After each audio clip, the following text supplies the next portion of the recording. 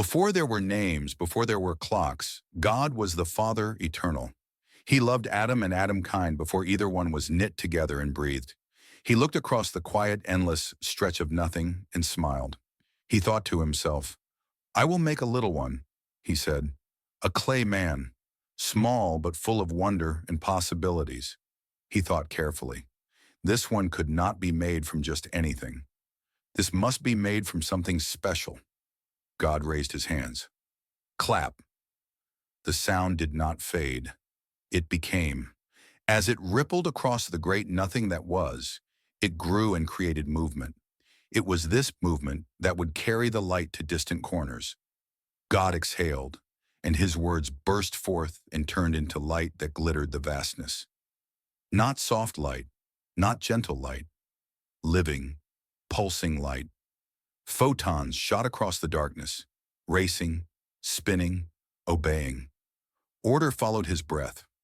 Light knew where to go because his voice told it. The light gathered, swirled, folded in on itself. Dust danced, heat formed and glowed. Weight settled together in clusters by order of his voice. The Father gathered dust into his hand and squeezed it to form a glowing ball. He hung it in the heavens, and with his breath he blew a gentle breeze. The ball began to spin and cool. The Creator said, I will call you Eretz. God leaned close and smiled again. From you, he said to the spinning world, I will make you a wonder to all who search the heavens. He gathered sand into the hollow of his hand and spoke as he sprinkled, Waters, you will come no farther till the appointed time. I will hide useful things inside you that will cause the descendants of Adam to awe. Strong things, beautiful things, and rare ones. My children will discover them, God said softly. They will invent. They will imagine. They will build things in awe. Then God paused. His joy flickered just a little.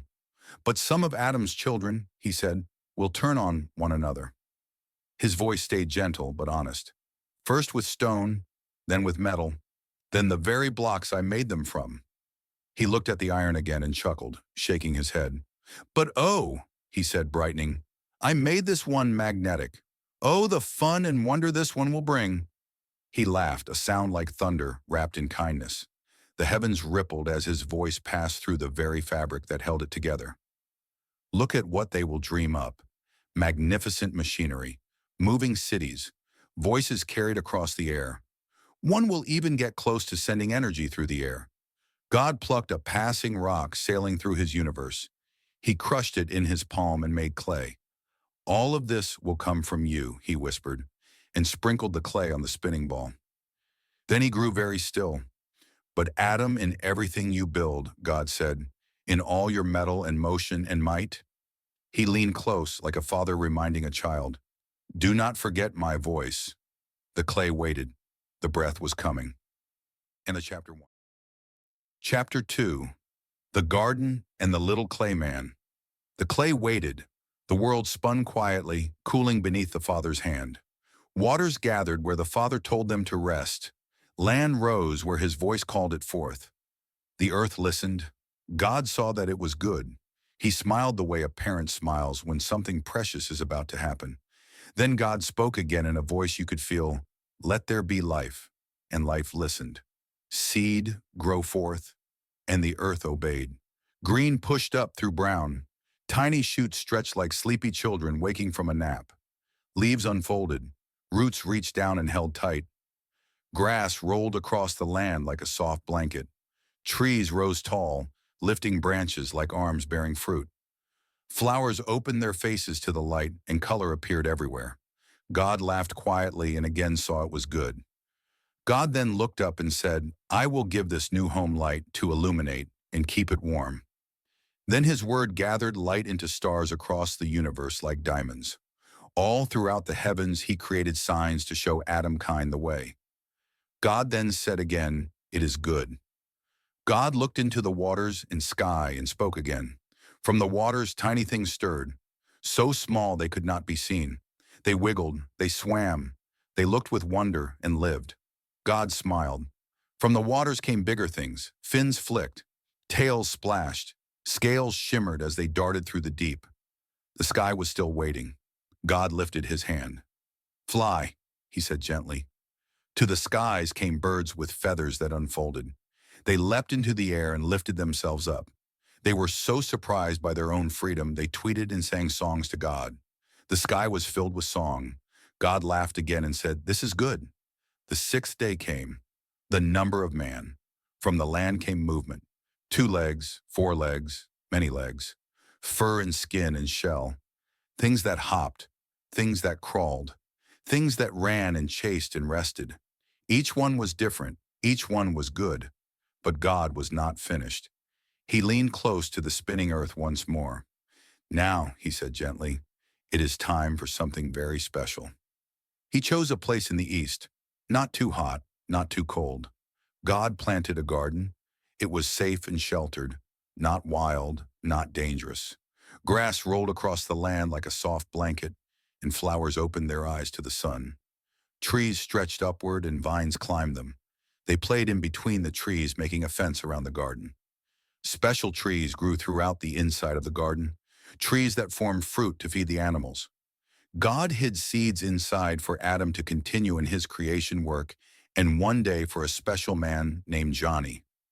God walked among it all. Paths wound through soft grass. Trees stood ready to shade and give fruit. Rivers giggled as they passed by. This was not just land. This was a gift, a safe place, a garden.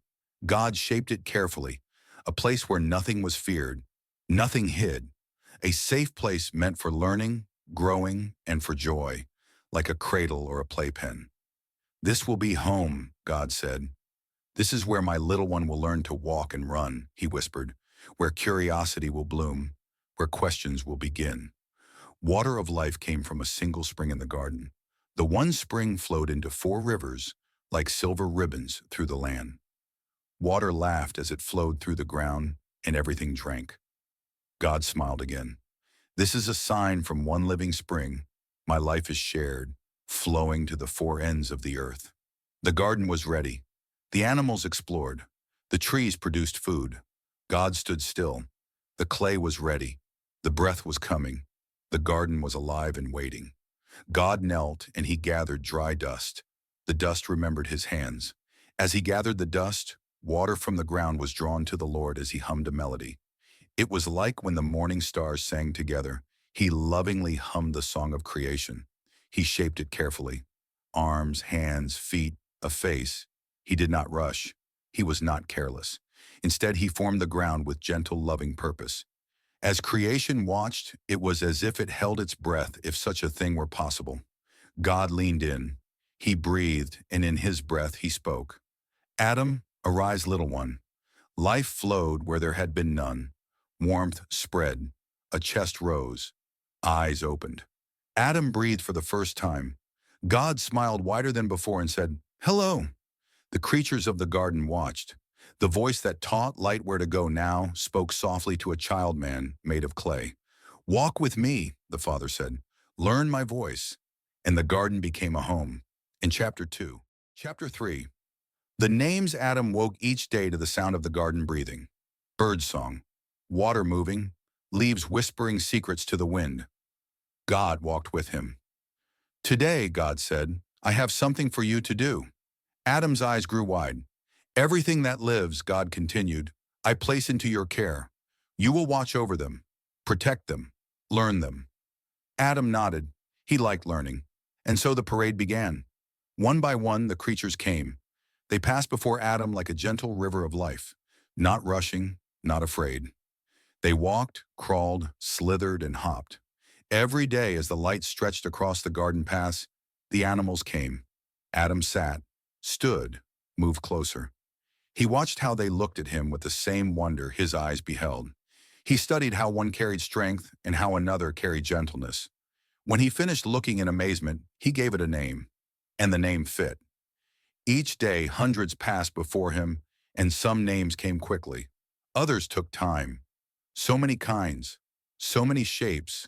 Some had fur, some had scales, some had shells, some had none at all. Adam laughed often. He named the ones that sang, the ones that roared. Adam never forgot one. Then one afternoon, something strange waddled out of the trees. Adam blinked. It had fur. but not like fur. It had a tail, but not quite right. It had feet like a duck and a bill like a duck.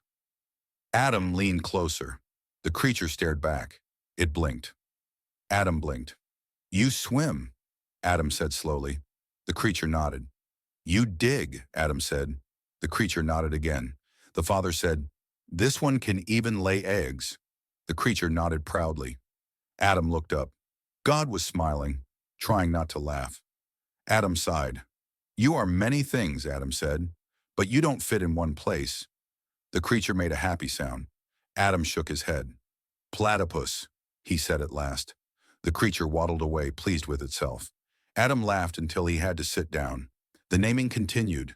Day after day, month after month, nearly 64,000 kinds passed before him. Each known, each remembered. Adam grew tired, but not bored. Then the last two walked up, shocked Adam. Adam looked closely at these two. He noticed they were similar but shorter and far more furry than him. They seemed more wild and strong and muscular. Their faces looked like Adam but different. Heavy eyebrows, bigger nose, and a wide face. He was silent, then quietly said nod.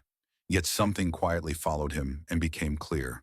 When the sun sank low, each creature returned to its own. Every animal left the same way it came, together in pairs, side by side. Yet Adam walked alone. One evening he lay beneath an olive tree, its branches curved like arms above him. God sat beside him. They listened to the garden settle into night with all its songs and serenades. Adam was quiet. "You are troubled," God said gently. Adam nodded. "I did what you asked," Adam said. "I know them. I will care for them." He paused. "But I see something now." God waited. "There is no other like me," Adam said. "No one who walks beside me the way they do. No pair." The words were sad and honest. God smiled softly. "That is true," he said. He reached out and touched Adam's shoulder. "Now rest. It is time for something very good." Adam felt heavy, peaceful. The garden dimmed. Sleep took him gently by the hand. God stayed. The olive tree watched, and the breath that once woke clay began a new work. End of chapter 3.